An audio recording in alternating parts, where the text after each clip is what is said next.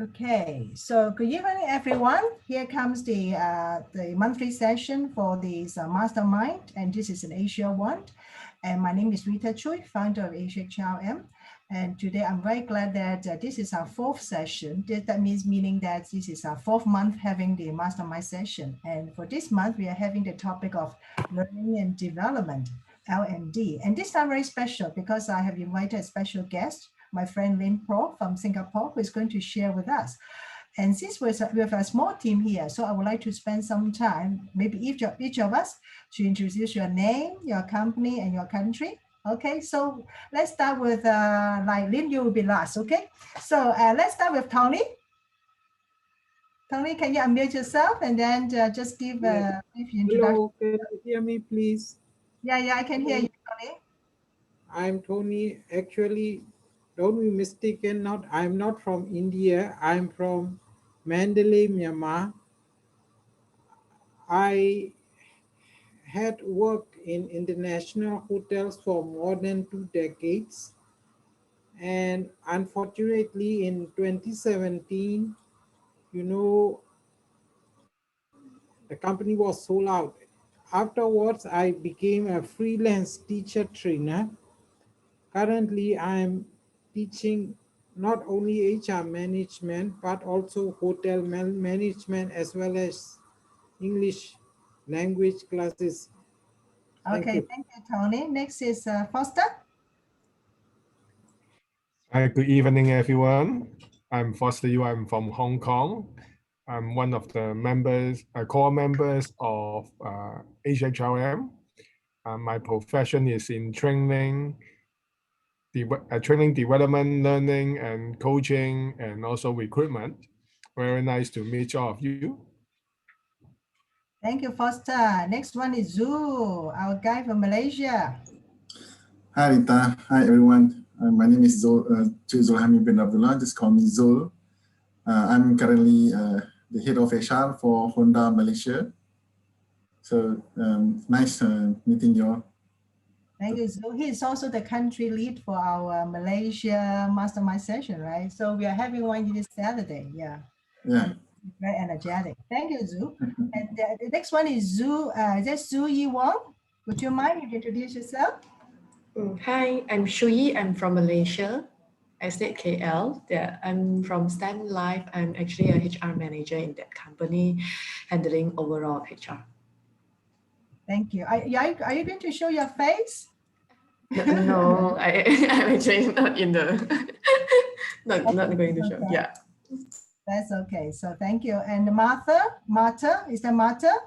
Yes, hello. I'm sorry, I just realized that I didn't have the camera. So hello everyone, my name is Marta. I'm Spanish, based in Singapore. And currently I'm not working, but most of my experience is in HR operations. So I'm here today for learning from all of you. Okay, Martha, are you from the pharmaceutical company? Yeah, I've been working in the pharmaceutical sector for the last 10 years. Yeah. I know that you are looking for a job, right, in Singapore, right? Yeah, that's it. Okay. Looking for new opportunities. Okay. And Jacka? Yeah, hi Rita. Hello everyone. Good evening. This is Jakir from Bangladesh. Currently the head of HR operations in one of the global retail chains named Miniso in Bangladesh, and also leading AsiaHRM in Bangladesh as the country lead. I've been working in HR field for over 10 years now. Yeah, thank you. That's all about me. Thank you, Jacka. And Mr. Rizwan? Mr. Rizwan, are you going to introduce yourself briefly? Rizwan? Mr. Rizwan? Hi, Rita. Hi. Yeah, just introduce your name and job title, and then, the country that you are from. Yeah, Rita, I am Rizwan from Bangladesh. I am currently working with APL Logistics as a country HR. And I'm working here for more than 3 years. So, and I have total 7 to 8 years industry experience. Yeah. Okay, good. So we have a few more people coming in. So maybe we will have, before Lynn, disappear, let's take a group picture, okay? So we have a picker, you just join us. Can you introduce yourself? And then we'll take a group picture before Lynn introduce herself and then start her sharing, okay? Picker, can you hear me? You just join us. Can you introduce yourself, your name, the country you are from? Prika, can you hear me? The connection is no good. Prika, can you hear me? Okay, no issue. So, so shall we take a group picture and then Lynn, you introduce yourself and then you start your sharing? Okay, if you don't mind, can you just show your face before you take a group picture? 1, 2, 3. Thank you. Okay, so here comes my friend Lynn, and Lynn is from Singapore. I'm going to leave the time for her to introduce herself a bit more, and then after she will share with us on the topic today. And the topic today is training and development. Okay, then after Lynn's sharing, we will start with our standard agenda, and meaning that I will share with you the key findings of a regional survey on this topic, and then we have a team discussion. Okay, thank you, Lynn. Okay, thanks Rita for inviting me on this masterclass sharing sessions. I think it's very honorable to have this platform to share my very, I would say, humble, limited so-called knowledge. My name is Lim Phua. I stationed in Singapore. Typical Singaporeans have been in the HR for the past 26 years. Have been so-called a business partner role. So moving from the very diversified industries from DHL and Sembcorp, which is the government company Temasek Holdings. I think you know the Temasek Holdings in Singapore, and subsequently moved to Jardine Matheson's, the IT sectors for the past 12.5 years. And last year, January, I joined my current company, Satrade International. Satrade essentially is the third-party adjuster, and whoever just joined us, maybe just give you a little background, that we represent the insurance and the claimants on the loss adjusting and also do the evaluations of the claims. Yeah. So we have global presence in all over the world, 65 countries with 27,000 staff worldwide. But of course, under the Asia, the 9 countries that I oversees, we only have about close to 700 colleagues, including Singapore, Malaysia, Indonesia, Thailand, Japan, Korea, Hong Kong, Taiwan, China. So everything that I do, I have the times 9. So you can imagine the kind of efforts in overseeing the HR. But then I remain passionate about HR, even though I have been in HR for the 26 years. Yeah. Without further ado, let me just quickly cover the, I think Rita will cover more on the survey findings, but I think interestingly, the survey really showed us the indications on the so-called learning and developments findings, as well as the how the models being adopted. And I think Rita and I had a quick check 2 days back. We were interestingly talking about the changes to the training budgets. Under my own reservations, my observations together with the associations with the HR committee, I actually very sad to say is that under any difficult periods, training and development budget is the first to go. So, you know, it's whether you like it or not, when business is facing the challenges, training budget is always the one that taken out from the overall HR budgets, followed by recruitment. Typically, you will hear the freezing of the recruitment and freezing of the increments and bonus, etc. Nonetheless, I think being a professional HR like myself, I still remained very positive about developing people. So today we are talking about, when we talk about the identifications of the learning and development, essentially I always tell the leaders, when you are actually considering taking out of the training budgets, you really have to think about the impact on if we don't develop our people, other people would, right? So think about how to work around under the difficult time, but we still keep our people going by training them, develop them, because that is one of the key retention strategy. While we know that during the last 1 year under the pandemics situations, we witnessed that it impact a lot of the job holders, examples, the classroom trainer, and also the lecturer perceived, right? But at the same time, we are trying to think out of the box on how to actually tap on the training platforms to really maximize the training opportunity for our so-called colleagues, and also continue to upskill them so that they don't lose touch during the difficult periods. So how are we going to maximize the kind of budgets by getting the kind of training in place and keep the training going? I think things like online trainings, webinar, all those very in think during the last 1 year. Whether it is effective is still yet to determine. But under the circumstances whereby everybody faced the sudden so-called happening of the pandemics, I think we have to work around how to think out of the box to at least continue the knowledge gaining and not letting the situations stop our people from upskilling. That is essential, one of the things. I personally, facing the challenges of the leaders, actually put the training and development as the least priority in the business. They are taking the pandemic's excuse to say that we have no time for training, we have no budget for training, and let's focus on how to combat the pandemics.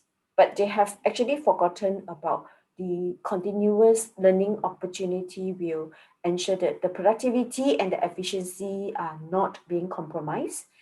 That's one thing. At the same time, I always remind them on one very essential portion, which is when colleagues started to feel that there is nothing much for them to learn and train and to be developed, chances are they will feel stagnant in their current role, and they will think of moving away from their current role. And if our competitors started to rule them with the kind of development and training, it is no matter how much that you want to pay them and retain them, it won't be a so-called pull factors anymore. So we have to be very mindful on, especially the younger generations. They continue to wanting to be developed so that they justify them to move to the next levels. So advancement actually comes with the career development. Advancement really comes with the training, and also what kind of development that the HR and the company are lining up for them. I actually very much want to share on a training framework that really is practical for us to take a look on what is the learning and development approach that is very well looking for by many company. Example, I think the most effective way to learn and develop a new skill or behavior is to apply and practice it on the job. Practice it on the jobs with the managers providing feedback on a regular basis. But of course, the learning and development models also focus on how each employee internalize and apply what they learn based on a learning metrics of doing, sharing, connecting, and structured training. So typically, I would encourage to adopt a 70-20-10 formula in developing people. Is that something new to you, 70-20-10 formula? Not really.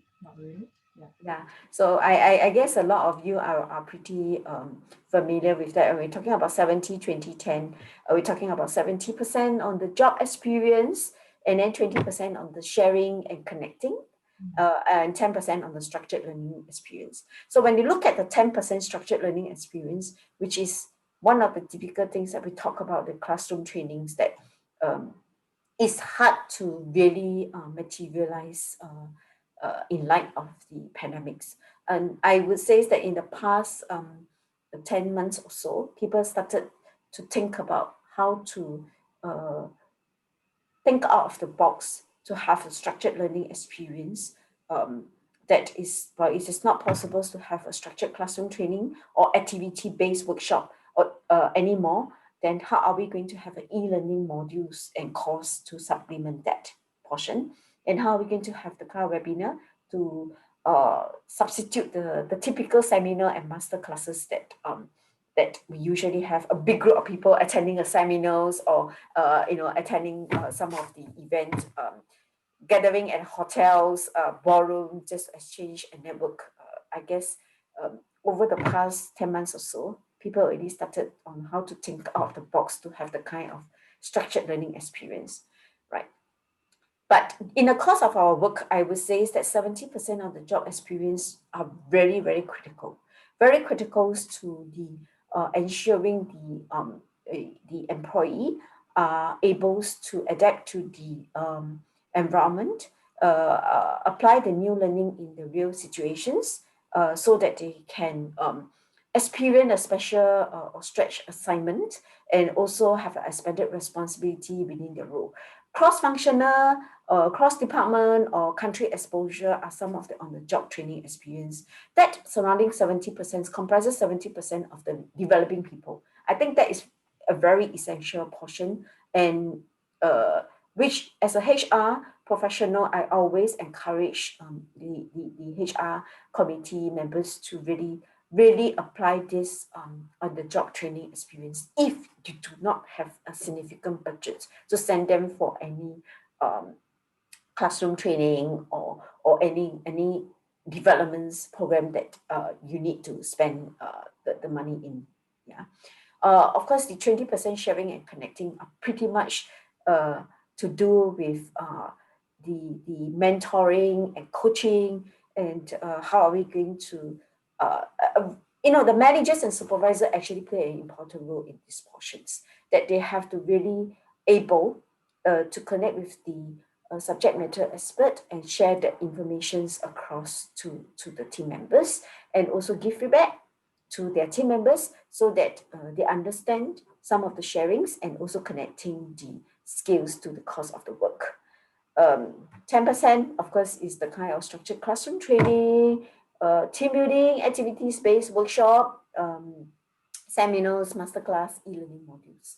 So in essence, I think the so-called findings from the by Asia HRM will give you a better ideas on so-called the changes in trainings models, and also the budgets, as well as the areas surrounding the learning and developments, and what are the most important area that the change management will be focused in the post-COVID scenario.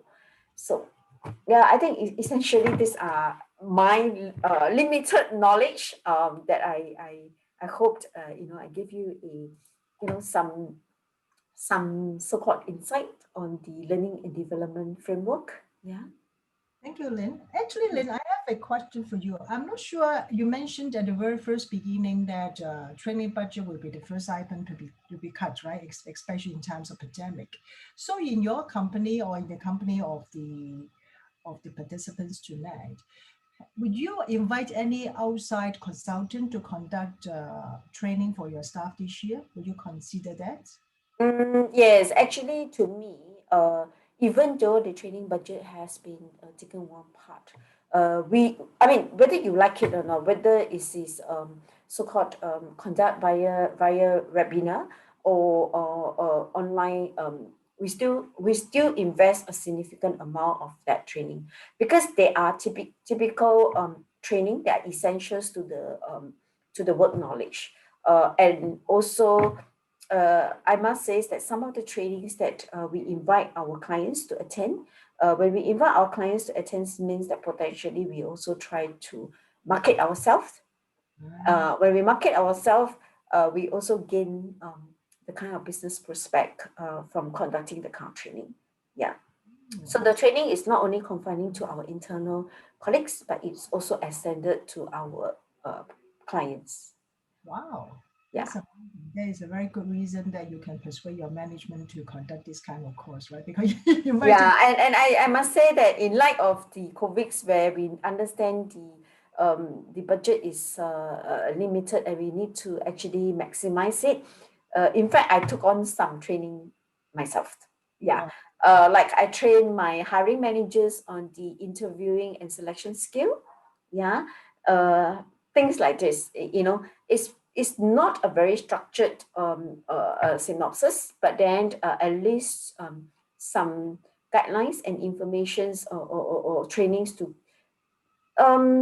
I would say is that make them more confident when they conduct interviews, and also at the same time to bring to their attentions to avoid on certain behavior during the interviews. I mean, those are the things like is within our course of the work that we can share very freely, and those are the things that you can really do it with minimal or no cost. Yeah, that is very true. So any questions for Lynn before she leaves the session? Yeah. Anything for her? Anything for her? Okay. If no, Hey. then, okay. Foster? Yes. Yeah, thank you, Lynn. Your industry in adjusting, which is not very easy to do, because the adjusting between the Cayman and also the insurance need lots of skill. So in the good old days, what are the most common or in high demand for your staff in terms of the training topics? Okay. Fundamentally, we have courses like the examples, the major loss claims. So, what is the definitions of major loss claim? How are we going to about to identify the major loss claims? The framework and the guidelines to the capacity of the claims to define them and fall under the major loss claims. So, and the technique to apply and what to look out for when you are evaluating the claims amount, and what to look out for when you are conducting the survey at the site. Yeah, so those are the I would say is the core technical knowledge.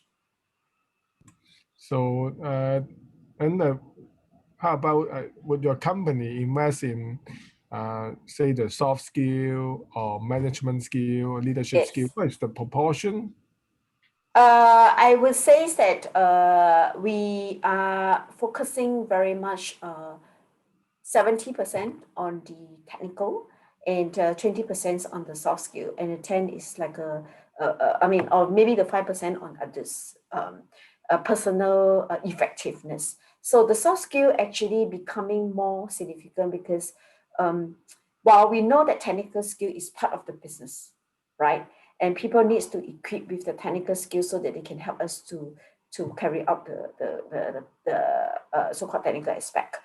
But over the time, we also realized that soft skill is very critical for the mid and the high levels people, because the quality of the leaderships define the culture of the company and also help the company in retentions. People leave for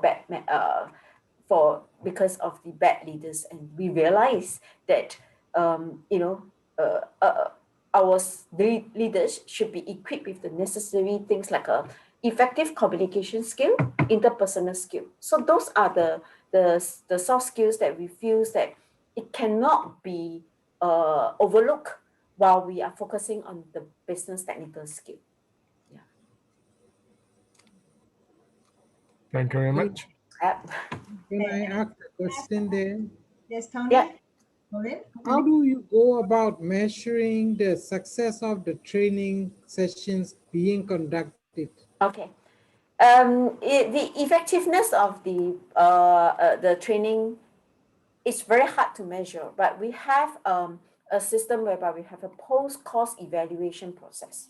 So we are not depending on the feedback forms, but we want the managers or the supervisor who send their subordinates for the training to take ownership and measure the effectiveness. So example, if they send their subordinate for a claim course, so they identify the area of improvement, and within the 3 months after they have finished their course, they have to really fill in the post-course evaluations to give us a rating on they have actually improved from the before training and after training, and give a justifications or case or maybe examples to justify for why they feel that they have improved within. So very much on the technical measurement, but when talk about the soft skill, it's sometimes can be very subjective. It can be very subjective, but nonetheless, the form of the post-evaluation process actually force the colleagues who send for the training and the supervisor to take ownership of training. Is not about just train them to fill in the numbers, yeah, or to really meet the training objective, but it's also to make sure that there is a return on investment. We send them for the training, whether is it with cost or time, we must make sure that the colleagues learn something and put it back to the business. Yeah. That is a good one. Then what's the frequency for the HR, for your HR to send the post evaluation form to the department head? Is there Okay. After the We send them the form, so they have to give us the feedback within 1 month, and then 3 months, and then 6 months. Yeah. Yeah. Oh, but of course, you will experience supervisor will tell you that, oh, I forgot, or they will just fill in very you know, a very simple format. Then you have to really sit down with them and guide them to facilitate the whole thing so that they are not handicapped with this. Yeah. But do you think yeah. So how long have you had this system in place? Do you think it's effective? I think since my last job, I have been on this post-course evaluations. Yeah. Well, when you, like I say, sometimes the feedback can be very subjective and just not taking it so seriously. That is where we really have to escalate to the supervisor's boss to make them understand that potentially we invest on the cost that, but your managers is not taking it very seriously. So we may not allocate the similar budgets to the manager anymore. Certain slight punishment like this will wake them up. Yeah. This is quite a good one. Huh? Okay. Yeah. So any question for Lynn? Any more questions? No? More questions? No. Okay. Thank you, Lynn. Yeah, my pleasure. And I know that we have a few friends from Malaysia. I'm looking for a HR executive or senior executive in Malaysia. If you have any potential candidates, feel free to contact me, because I'm really looking for a HR person in Malaysia. Okay. Yeah, Mata, sorry. If I have a position in Singapore, I'll reach out to you. We will keep in touch. Thank you. Yeah. Okay. Yeah, I will get in touch with you. Yeah. Thanks everybody for the evening. I'm so sorry because I have to run for the UK meeting. Yeah, feel free to let me know. And thanks, Rita, for the time and the opportunity to share with everybody. I hope it's useful and yeah, and it's informative. Yeah. Okay. Lynn, sorry to disturb. Yeah. Yeah. Yes. If there's an Indonesian friend in Malaysia would interested looking for HR, would you open for expat? Of course. But he or she must be already in Malaysia, because I don't have bandwidth to give a expat package. Yeah. So what is the channel to contact you? I think you can get my contacts from the Rita's. I will advertise for you, Lynn, so that you. Okay. Yeah. Okay. Thank you. Thanks everybody, and thanks for your time. Yeah. Lynn, I'm sure Lynn is a very good boss. Okay. I am. I don't treat my subordinate as my subordinate. They are my team members. We work as a team. Yeah. Thank you, Lynn. Okay. Bye bye. With your UK team. Thanks. Bye bye. Okay. Thank you. Bye bye. Okay, thanks, Lynn. Bye. Okay, let's share the file that let me share the file that I prepared for the session today. Okay, so can anybody here see my file? Noah. I can see. You can see, right? Let me do it again. Share. Oh, that is Cambodia. How come? Let me check quickly. Mastermind. The Asia one.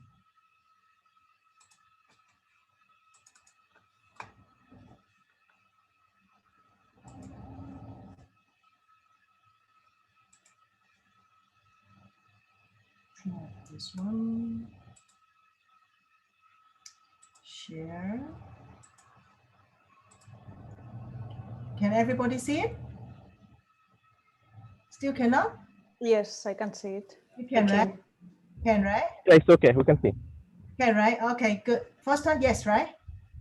No, but please go ahead. I can't see. Oh, okay, okay. Anyway, okay, I think most of you can see it. Okay. So Yeah, all good, ma'am. Okay, so here's the agenda, and basically, I'm here with you the regional survey results. Then after that, we'll have the small team discussions. We have 9 people here, right? So we are going. Each team will be discussing 2 questions. Okay. So I have some interesting questions for all of you tonight. And then after that, we will have the summary of the team discussion. And anybody who is not going to mute yourself? Okay, good. Okay, so let me start the sharing of the regional survey results on this topic. Basically, we have 3 questions under this topic in the survey. The first one was, what was the learning and development model adopted by the participating companies? And you know, especially during the pandemic, a majority of companies expressed that they use brand training, meaning that web-based plus classroom. And then some, at 20% actually were using web-based training, social learning, meaning that they learn from the internet or from other sources, and also classroom training only 6%. So I'm not surprised that I think that's the trend that a lot of the training will be done online. Okay. And secondly, the second question were the top areas around learning and development topics. What were the learning development topics, the popular one, especially at the time of pandemic? Basically, some of them are most of them are the soft skills, and change management seems to be on the top list. The leadership was the second, and then critical thinking, collaboration, creativity. We also have other learning areas such as information management, digital capabilities, data analytics, blockchain, AI, communication skills, and multitasking, and so forth. Okay, so these are the learning development topics. And then the last one, I have somebody who wrote on the chats.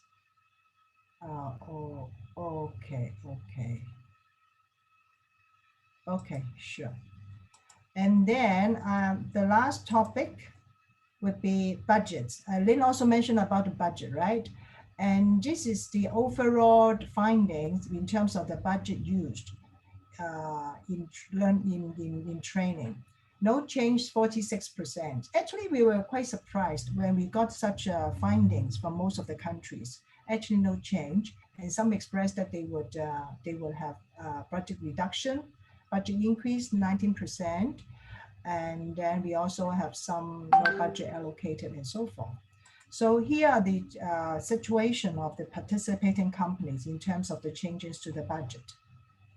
Okay, so here are our team discussions. We are going to have 4 questions. And then for team 1, they are going to discuss question 1 and 2.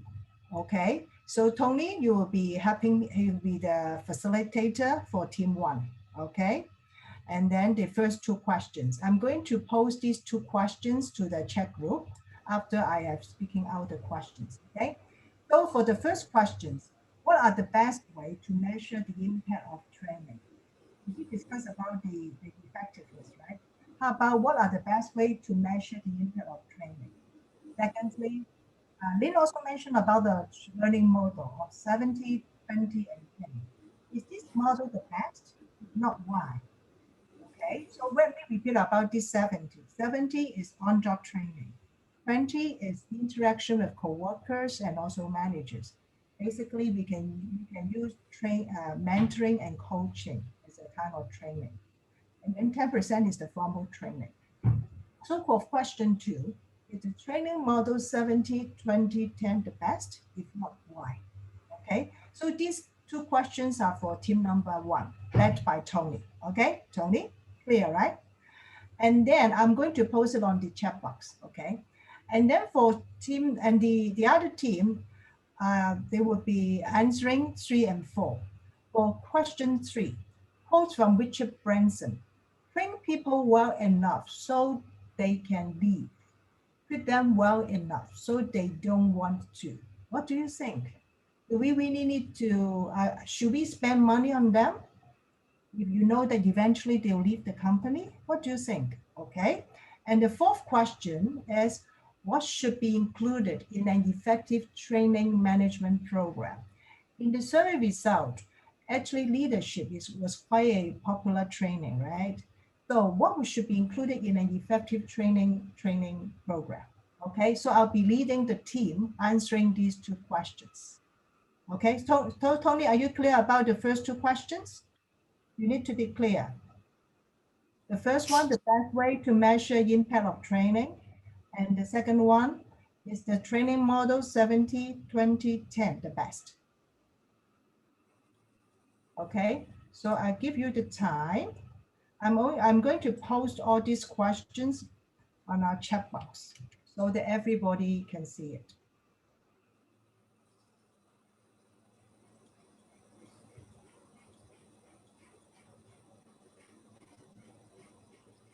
Okay, so for the first 2 will be responsible by Tony's team. I'm going to do the breakout rooms, okay? Give me 1 minute. Assign memo.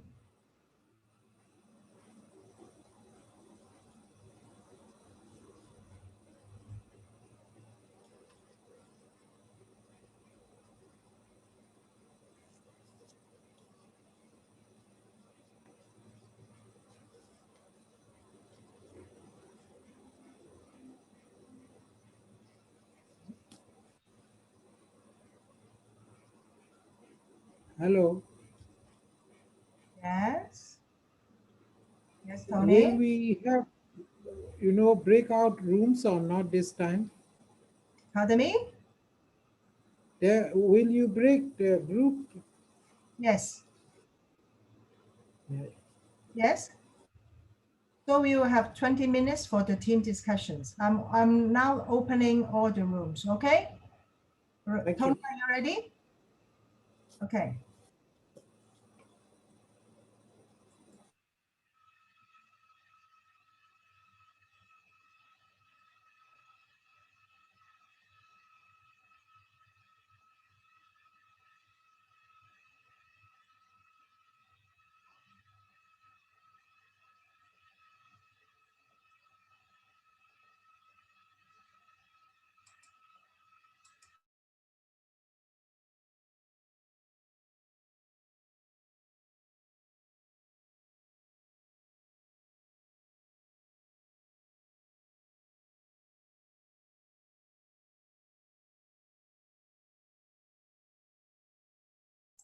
Oh, we lost Miss Vance, Mr. Miss Vance. No surprise because yeah, the connection is in Bangladesh is not very stable. Okay, welcome back, welcome back. So let's I'm here. Hi, Jacka, yeah. So we The lost connection is Mr. stable. Vance, right? Probably, yeah. I think he had Yeah. some probably he Okay. got some issues. Okay, that's fine. Okay, so let's have the team presentation. Okay, so Tony, who is representing the team? Mother will be co-representing together with Jika. Okay. If needed, I would be giving them, or adding any other things in the end. Thank you.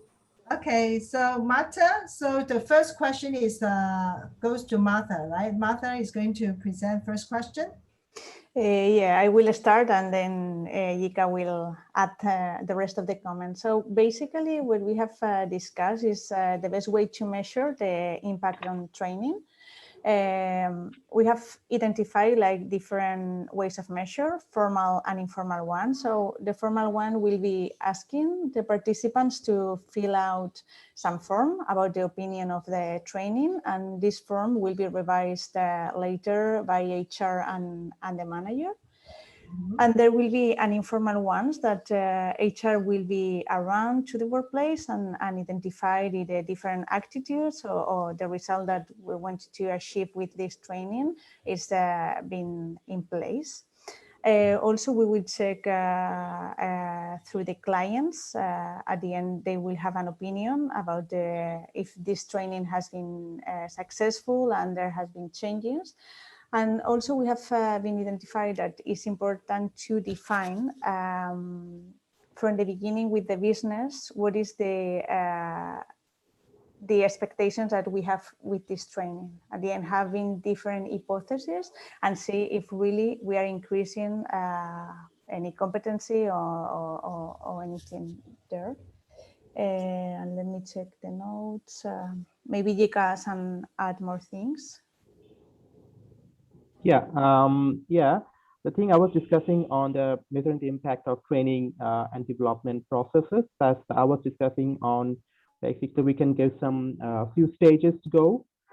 First could be comes for responses, because while conducting the training, their feedback of the trainees about the utility and importance of the training can be collected by using a variety of instruments like such as questionnaires, survey forms, and discussions to improve the training for future. There could be for the second stage could go for by assessing the learning outcomes of the employees by administering some set of questionnaire that could take before starting the training and after completing the training. It's a pre and post training questionnaire that I do at every training sessions I conduct. And for next stage, we could go for employee behavior. That's the thing Martha was discussing just a while ago. After training being done, we can see and assess the employee behavior, how they have observed the training, and also how they're applying in their work. And the first thing, and the last stage, we could go for the concrete results. The best results about the effectiveness of training and development programs can be obtained, I think, from organization-wide metrics or departmental results. If the employees have imbibed the learning well, I think the company should experience cost reductions, fewer errors, better deadlines, and higher quality outcomes. Well, these could be the applying resources for getting the best outcomes of measuring the training impact for me. Yeah, Martha, for 70-20-10 model. Yeah, sorry, but I didn't take the notes for the 70-20, so maybe you can help me, the rest of the team. Oh, the question was for should this model be considered as the best one? Well, we are discussing actually the training models of 70-20-10. Since its inception, this model has been considering the best one because of its the real impact, the direct impact over the job experiences of the job knowledge that employee could get. After training, after completion of the training, because every trainees got the training throughout their experiences, while it covers 70% of that, and the 20% it could get from interactions with others, and 10%. It's quite obvious that it has some direct impact over their job life, over their experience, over their the job span. So since this has a direct impact over the employee's career, over the employee's the job knowledge, I think it is considered the best one. However, it has argued that the model doesn't focus enough on more structured learning methods, I mean, formal learning, even though it makes up the minority 10%, I think. But still, it is considered as vital for achieving the corporate learning objectives. So till date, in my point of view, till date, this training model is considered as the best one. Yeah, thank you. Okay, okay. That's all. That's all for question 2. 20, 70, 20, and 10. That's all. Yeah, we had actually very few times to discuss on this particular Yeah. session, rather going for the first one. Okay, good. Thank you. Hello, can I add on? Yeah, Tony. Actually, you see the question 70, 2010 model, the best one or not, I think it really depends on the type of categories of staff you are training. For the rank and file staff, you know, I would say 50, 30, 20, not 70, 20, 10. But for mid-management levels, you know, I think it will be useful, I think so. Because you see, if we don't have proper supervision on the rank and file staff members, the training outcome would be low or not as expected. Thank you. I think this is a good point, right? It depends on the level of the staff that we are training before we decide 20, 70, 20, 10. What do you think? Should we apply this model to all type of employees? Should we make some differences depending on the level or the types of employees that we have? What do you think? I think that's a very good question. Well, to me, yeah, sorry. Yes, yes, please say, have your say. Oh, okay. You know, training is something when an experienced man or experienced personnel getting the training, it encapsulates his entire service, I mean, entire experiences reflects to his training, because it's not like that he's getting the things a very new shape. He's already been experienced. He is working in respective field, regardless if it is soft skill training by some sort of leadership training, some sort of building communication skills, because he is already communicating or he's already leading a team, for example. But for technical things, like any technical training, for giving any technical training to any particular person, he could be educated, he could be experienced enough in his respective field.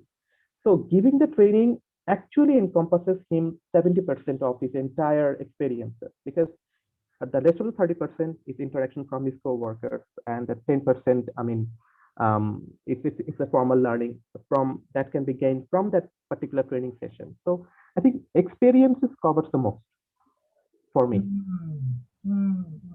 Any different opinion? Or else 70, 20, 10 should be a model applicable to most of the employees, right? Okay, good, good. No, any questions for this team? If no, then let's move on to questions 3 and 4. Sui. Okay, hi everyone. So question 3 is about train people well enough so they can leave, or treat them well enough so they don't want to. Then in our team, actually we have different opinions. Then from my personal opinion, I feel that train people well enough, if there is a good opportunity, they will leave.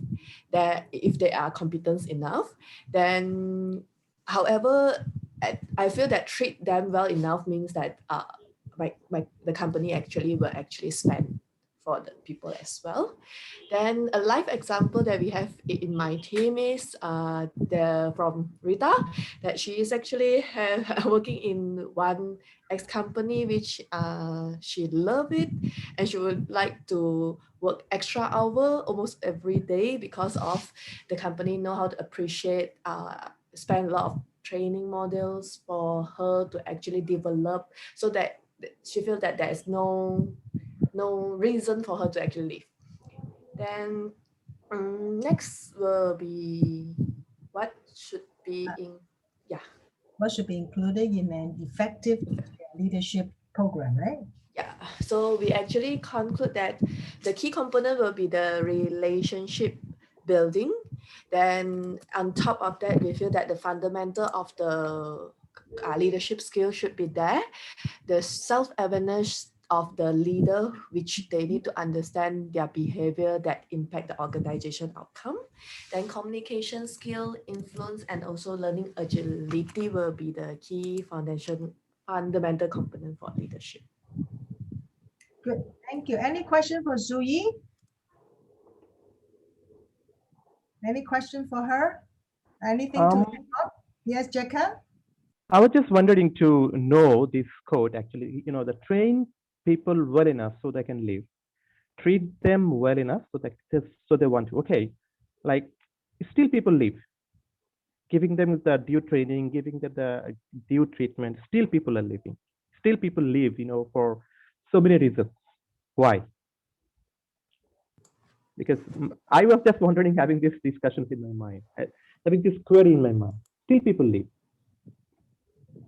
Is this a reason only for having the good offer for increase of salary or expecting some good workplace, work environment? Because after giving the due training, so many training, because this is an opportunity for a person who can pursue his career in a respective organization. We can see, I have seen so many people serving in an organization for 30, 32 years without having good training or not.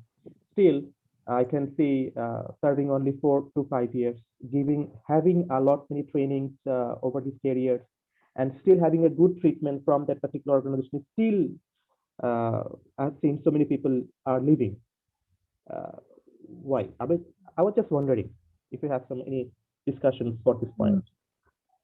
Yeah, I think Jacka, you brought a very good question. But you know what? Employees leave the company due to various reasons. Like in Hong Kong, okay, we do have some employees leaving the company, not because of training, not because of better opportunities, just because of political situation in Hong Kong. They wanted to emigrate to another country. So some come up with other like family issues and so forth. So I think here we are talking about majority of people. We cannot guarantee that there will be no people leave the company because of personal reason, right? So something that we cannot, it's out of our control as an employer. But we always believe that if we give them good opportunities for them to grow themselves, at the same time we treat them well, meaning that we respect them, as I share with the team that the company has possessed all the good things of a best employer. I don't see in general, right? I don't see the employees who leave the company unless with some special reasons like family issues or emigrating to other countries and so forth. So I think we are talking about people in general. Of course, other people leave must have some reason, their personal reason and so forth. So I always believe that before we ask for their hand, we should give them their heart. I always believe that we treat them well, we respect them, listen to them. They really help the company to stabilize the staff turnover rate. I always believe so. Yeah. That's true. That's true. Yeah, but if I may share, in the country I live in, that people are seeking for more relaxed working hours. So we're not really accustomed to work with fast pace, and then what you call it, a lot of pressures. So yeah, another reason is we are looking for something more relaxed, because our people here are very balanced in family, work, and personal life. To me, because the places I've been working in, I have heard that so many the working environments that they cherish in separate organizations. Too many different type of organizations, because the co-workers and the colleagues can create the environment of working so that the other colleagues can really feel like they will work for this organization for so long time only for the colleagues, because having a very good colleagues around you will ensure your next good career for this particular company, regardless you're having the training or not, regardless you're having a good treatment from the organization or not. Because whenever you will see the group of employees or group of colleagues you have, they're at the backbone, or they're backing you at the same time. If you're your bad time, or they can share the good memories of the positivity of the having the good time. So I think to me, the colleagues can create such an environment so the other colleagues can feel they will stay in this organization for so long time. Regardless of employers what they want to do or not. So many organizations, they're employing, they are implementing pods, sleeping pods, so that the employee can sleep for an hour in their work life. And still there is so many organizations, because that's the majority. They are not even thinking of letting the employees having a short nap, but still that companies are growing with their employee satisfaction, because it varies, I think. Yeah, Rita, it varies. It varies. Yeah, listen to them and see what they want. Yeah. Okay, so any other comments? I'm curious about the questions from Mr. Jacker. Yeah. Question from Mr. Jacker. Yeah, about what is the main reason people leaving with all of the contribution the company already been given. Yeah. How about your personal experience, if you may share, Pa? Do you have any such experience? Well, okay. First Sorry and about foremost, this. Yeah, I'm just curious. no. First and foremost, it was since I have been working for so long time in HR field, and I've experienced so many incidents around me, and also it was for me because it's only the fourth company I'm working, the current company I'm serving. So it's only the fourth company. So only to hear to see how far I can go. Like I started as an officer, as a very executive, but right now I'm an manager. So having served in my first company, it would see like having served like 11 years in that first company would make me like assistant manager kind of thing. So it was the first reason to moving up the ladder only by switching.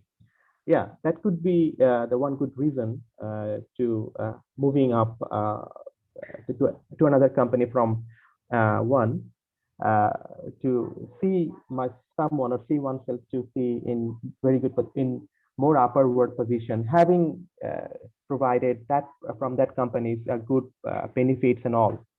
Yeah, to see